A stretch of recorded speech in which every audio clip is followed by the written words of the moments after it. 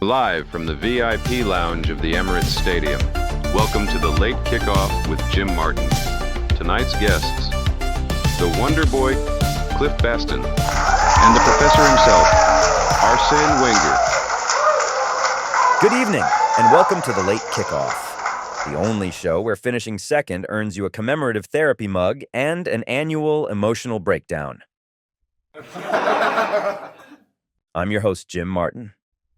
Yes, it's been official for a while now. Arsenal have finished second again, for the third year in a row. That's right. The Premier League silver medal is now property of the Arsenal, engraved with our tears. But don't worry, we're handling it with grace, dignity, and a group therapy session featuring a gigantic tissue box.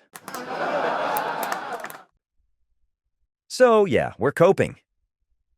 Now, I don't want to say Arsenal are stuck in a cycle, but I've seen less repetition in Doctor Who. Credit to Liverpool for winning the league. They brought in a new manager, Arne Slot, and one new player. That's it. We brought in depth, 2 talented youngsters from the academy, tactical flexibility, and still couldn't outrun the Dutch guy who just learned where Anfield is on Google Maps.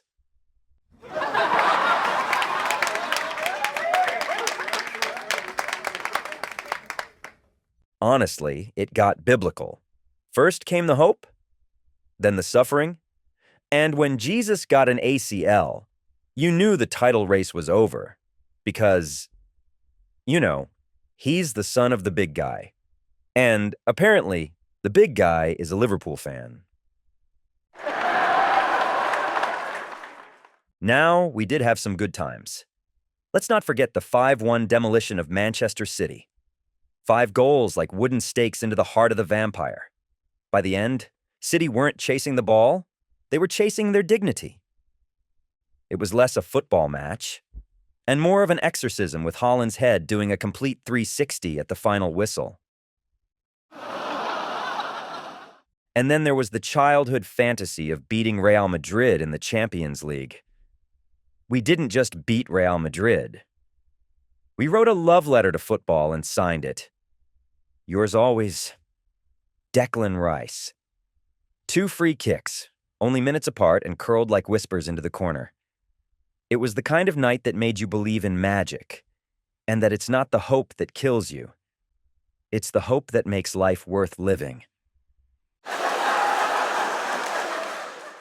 All right, we've got a fantastic show tonight. Coming up, news from the smallest Arsenal fans with the biggest microphones. My kids, Ella and Odin, take the news desk.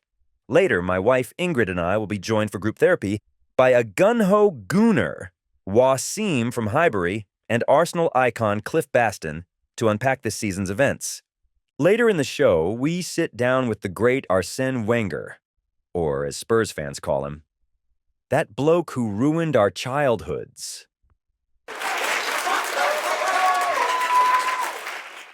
And we ask the big question, is being tied as the second-best second-place team in Arsenal history progress? But first, let's kick it over to Odin and Ella. It's time for the Arsenal news update.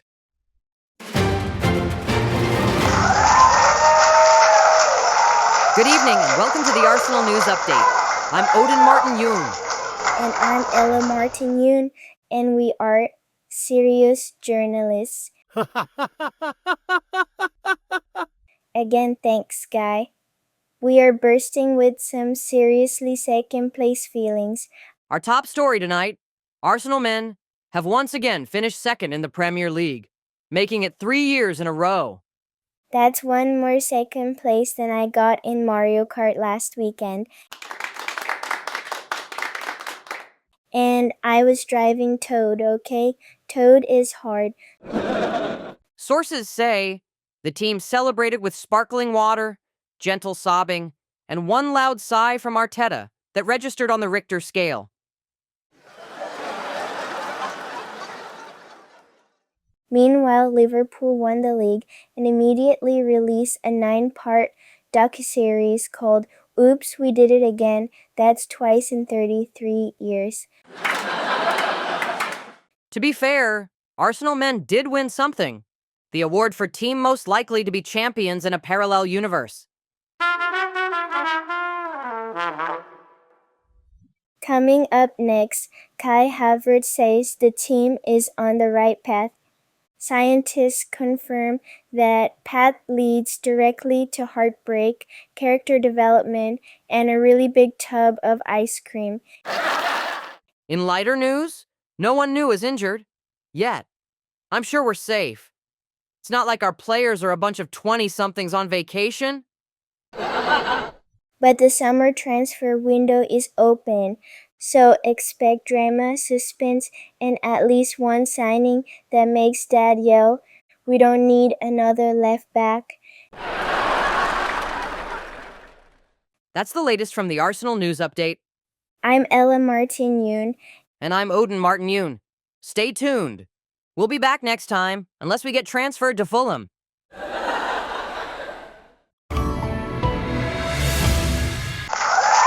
Welcome back to Group Therapy, the segment where we don't solve anything, but we do it together. Arsenal have finished second. Again. So we're here to process that. Emotionally, irrationally, and in Wasim's case, possibly with spray paint. Joining us tonight is Wasim, a lifelong gooner from Highbury. Activist, artist, and an emotional grenade. Yeah, hi, it's Wasim. Big up the Emirates, down with bottling up your emotions. Also with us, Arsenal royalty. Cliff Baston, outside left, ARP warden, scorer of 178 goals. Possibly the only man here with actual medals. Thank you. Very kind. We only finished second once in 1931. After that, we apologised to the manager, trained harder, and won 5 league titles. Yeah, well, in my day, we called it the story of my bleeding life. As a kid, every wall in my estates had "Believe" sprayed on it. Now I'm thinking of spraying the walls in my flat to say "almost." That's poetic. Sad, but poetic. Cliff, what advice would you give this generation of Arsenal fans? Well, I'd say patience. When I played, we didn't have data analysts or social media. We had muddy pitches, we lost teeth, we earned £8 a week.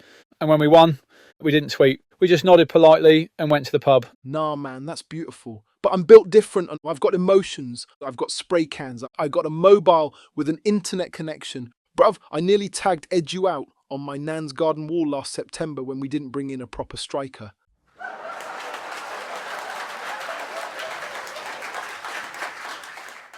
That's dedication. Or a misdemeanor. This is why we can't have nice things. To be fair, losing isn't the end. It's what you do next that counts. When we came in second, we went on to win 3 leagues in a row. So you get up, you tie your boots, you try again. You don't win everything, but you stay proud, Arsenal proud. Yeah, all right, mate. I won't tag Arteta out. I'll tag Hope in red and white. Just this once. And that, friends, is progress? Or at least a creative coping mechanism? We'll take it. That's all from Group Therapy. Stick around. Next, we sit down with the man who invented modern Arsenal, Arsene Wenger. Welcome back to the Late Kickoff. Tonight's guest is a legend. He gave Arsenal style, swagger, and a stadium, and once went an entire season without losing, which frankly sounds fake. Please welcome Arsene Wenger.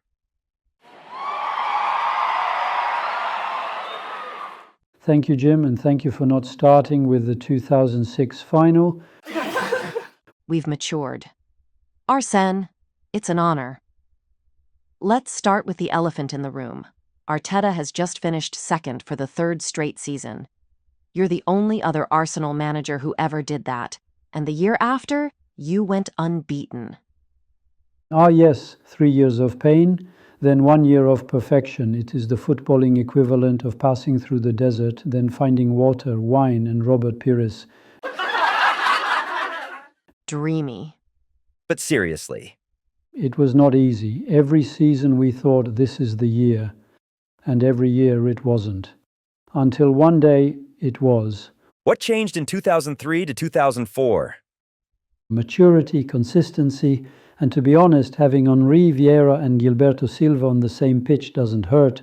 I could use them right now. But it's more than individuals, it's mentality. You lose the fear, you stop hoping to win and start expecting it. So are you saying we are winning the league unbeaten again?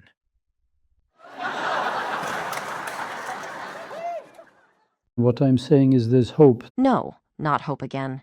Yes, you must hope. And you must keep your fullbacks from drifting out of position in the 89th minute. Let's talk about the Champions League. Arsenal had the better stats against PSG over both legs. More chances and higher expected goals. And still got knocked out. Yes, we dominated statistically, except the most important stat, the actual goals. It is a very Arsenal kind of tragedy. And now PSG go on to crush Inter Milan 5-0 in the final. So, do you feel Arsenal were unlucky or just premature? I would say we were unlucky in the short term, but very close in the long term. This team is young and growth often includes growing pains, and perhaps 1 or 2 more signings in attack. Let's talk about our players. Saka, Martinelli, Odegaard. Would you have signed them back in 2003? Of course. Well, not Saka because he came from Hale End. But in 2003, we bought players with a fax machine and a £10 million budget. Now transfer fees are more than a training facility and 2 car parks. Looking back, was not winning the Champions League your biggest regret? Yes, of course. That and selling Emmanuel Petit's shampoo formula. Gorgeous silky locks. Way better than Janola's. If you were still in charge, what would you say to Mikel? I would say, don't listen to the noise. The pundits will say, bottle job. But history says this is how champions are built, quietly, painfully. Then they burst onto the scene and win the league. You ever think about coming back? Even as a spiritual consultant? If I return, it is only to haunt the referee's room. Spike their tea. One last question. When you look at this team, do you see a future league winner? Absolutely. I see belief, balance, and a manager who knows what he wants. It took me 3 second-place finishes to find the winning formula after Tony Adams, Ian Wright, and Nicolas Anelka left. Arteta has the same fire. He just needs the right moment and perhaps a bit of luck from the Angels of North London. Arsene Wenger, thank you. You gave us history. Now, maybe Arteta's about to write the sequel. Let's hope it's a bestseller and not another heartbreaking novella. Yes, thank you so much, Arsene, for your time. Everyone, that was Professor Wenger. But stick around. We have our guests and cast play a round of worst-case scenario. Welcome to Worst Case Scenario, the only game show where Arsenal's heartbreak becomes family entertainment. Tonight's topic, second place. Again, because why win a trophy when you can win a new sense of irony? Let's meet our teams. On the red team, Arsenal's multi-generational crisis management squad. We've got Ingrid, lawyer, mother, and chronic eye roller. Ella, chant queen, heart of the fan base, 7 years old and already a cynic. And Odin, stat-obsessed big brother who's memorized every XG since 1989. I have graphs for everything. And on the yellow team, Arsenal's past and possible spiritual guides. Cliff Baston, 5-time league winner and man who thinks data is something that grows on palm trees. Arsene Wenger, built modern Arsenal and an entire philosophy while fighting the zipper on his long coat. And Wasim, Gen Zer, graffiti artist, spiritual nephew, and part-time poet of football pain. Pain inspires graffiti art, but I'd still like a proper number 9. Round 1, silver linings or just linings? Question. Arsenal finished second for the 4th year in a row. What's the official club motto? Ella. Arsenal. At least we're not Spurs. Correct. Red team up 5 points.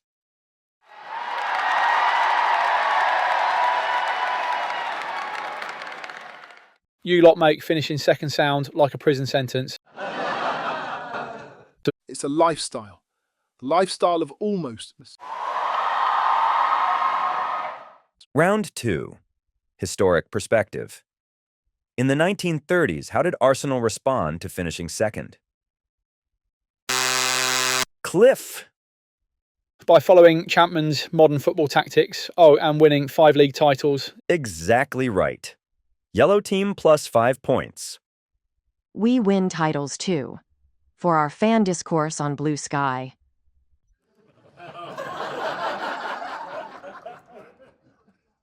Round 3. Therapy talk. Scenario. Arsenal loses the title on the final day. Describe your emotional response in 3 words. Odin. Check the XG. Wasim. Buy a bloody striker. That's 4 words. No points. Professor. Hope hurts less.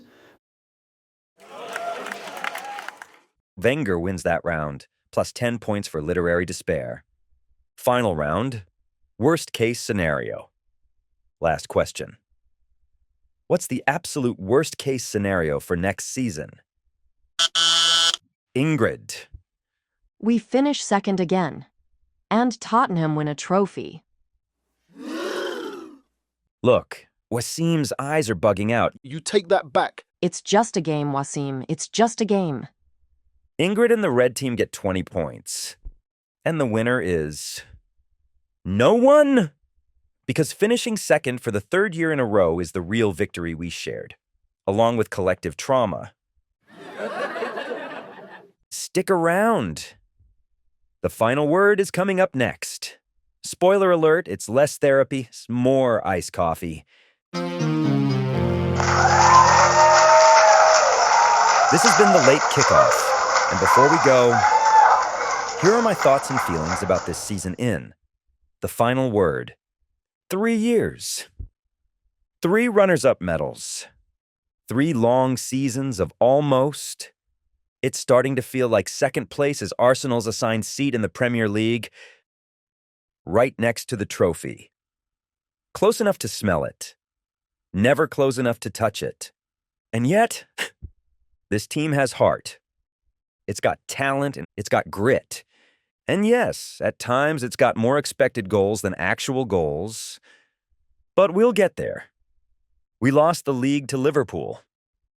We lost the Champions League semi-final to PSG, even though some stats say we should have won. Sometimes football is less about math and more about moments. Arsene Wenger once came second 3 years in a row. He didn't quit. He didn't compromise. He came back and rewrote history with a team that never lost and never blinked. Maybe Arteta's story is just one chapter behind. So, here's to the hope, to the heartbreak, to the belief that next season might finally be our season. And if it's not, well, we'll still be here with our mugs, with our trauma and each other, and with our beautiful baby Arsenal. Good night, Gooners. Be kind. Be funny and come back stronger. And now, say hello to Ella with her haiku.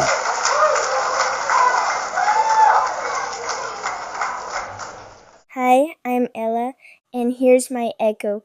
Hope like spring returns, but trophies bloom for others. Still, we wear the cannon. This is the end of the Late Kickoff with Jim Martin. I'm Ella Martin Yoon. Good night, boomers.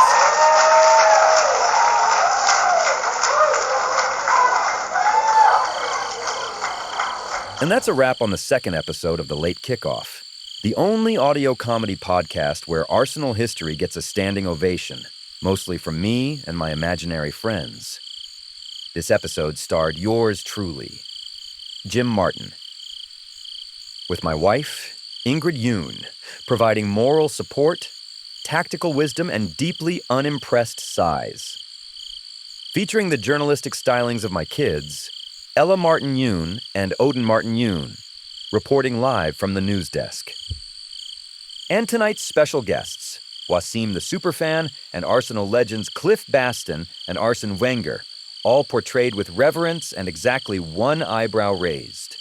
Written, produced, edited, animated in our minds, and voiced by Jim Martin and Ingrid Yoon. A Late Kickoff Studios LLC production. All characters, storylines, jokes, jabs, and tactical takedowns are works of fiction and parody. Any resemblance to real players, managers, pundits, or ex-Spurs defenders is purely intentional and protected under California and U.S. law, including the Fair Use Doctrine, copyright and trademark statutes, and general comedy immunity. A portion of profits from episodes featuring fictionalized versions of living Arsenal employees, current or former, are donated to the Arsenal Foundation because we believe in giving back given that Arsenal gives us so much. Fair is fair. If you liked what you heard, subscribe. If you didn't, blame VAR. This has been the Late Kickoff with Jim Martin. Good night from inside the VIP lounge of the Emirates Stadium.